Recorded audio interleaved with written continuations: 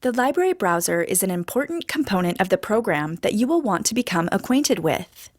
It can either be open, so you can find and select objects to place in your plans, or closed, to free up more drawing space.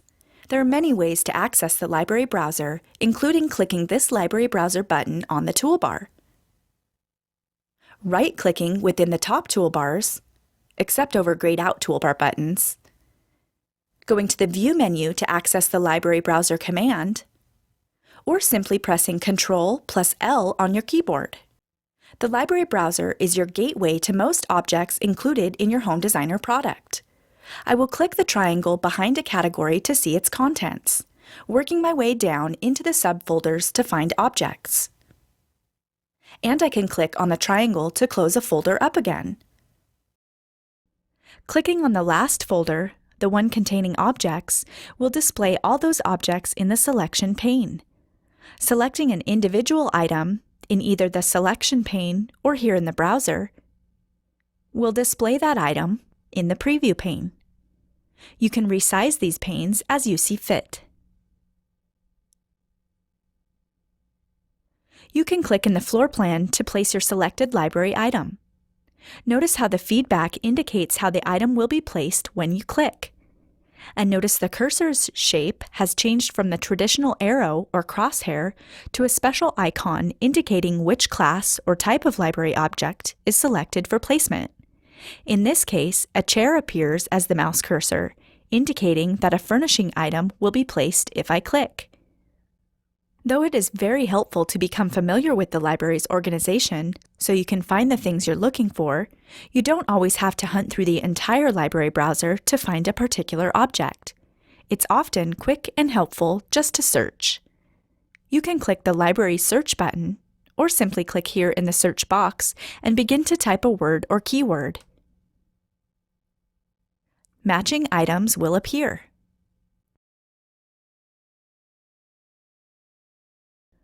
Let's scroll through here to find a frame. I'll choose this double matte frame by clicking on it. I can now place it in the plan. If I move the cursor near a wall, it will snap to the wall, so I can click, placing the frame against the wall.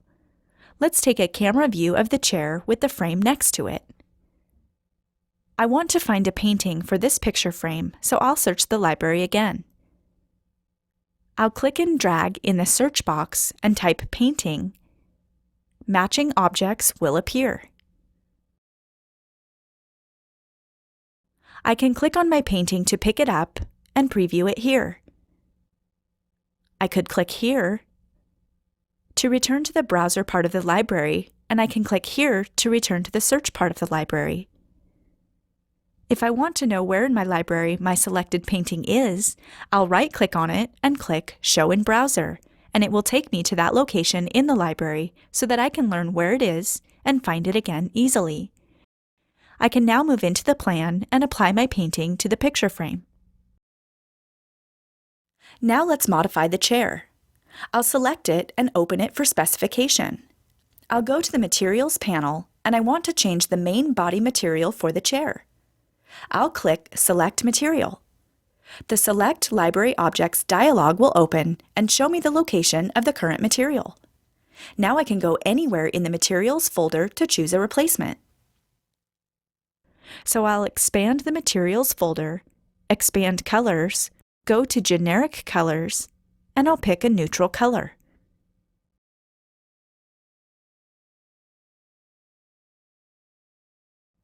Then I'll change the cushions. I'll choose this one this time and click OK. Note we see them here, and now they're applied to our chair. If I'd like to preserve this chair for use again, I can select the chair and add it to the library by clicking the Add to Library button. Objects I add to the library go to the user catalog. I could also copy items from the Home Designer catalog. I cannot modify them here, but I can right-click on any one of them and copy it. I can then return to my user catalog, right-click on it, and click either Paste or Paste Shortcut. Choosing Paste Shortcut would place a link to the item in the Home Designer catalog. As just a shortcut, it would save computer space. And if the Home Designer catalog were updated in the future, my shortcut would link to the updated item. However, if I were to choose Paste, I would place an actual copy. One advantage of this is I could right-click on the copy and open it to change its material properties. I could also right-click on any actual copy and rename it, giving it a name more useful to me. I could create folders and subfolders within my user catalog to store the items I may use again and organize them so I can easily find them. I'll right-click on my user catalog and create a new folder. I'll call it Paintings. And now I'll click on my favorite painting and drag it into the Paintings folder. I could make a furniture folder for all of my objects that are furniture objects.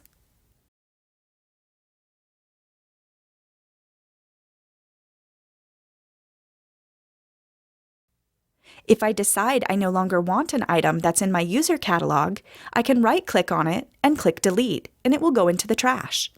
I could then right-click on the trash and empty the trash.